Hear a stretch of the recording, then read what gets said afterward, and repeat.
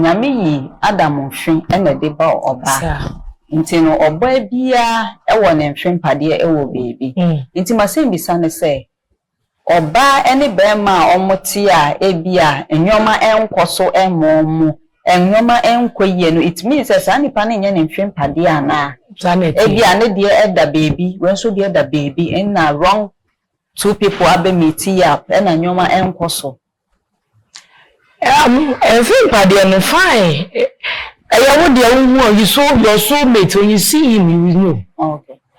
And I say if things are not working, and don't tell me say when you get married it will work. It's a total no.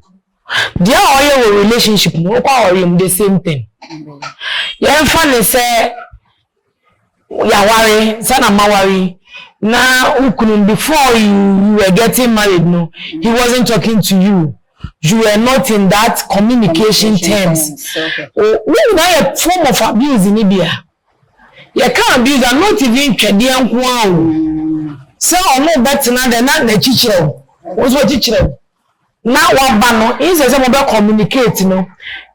He is more used to his phone than you. Don't even dare.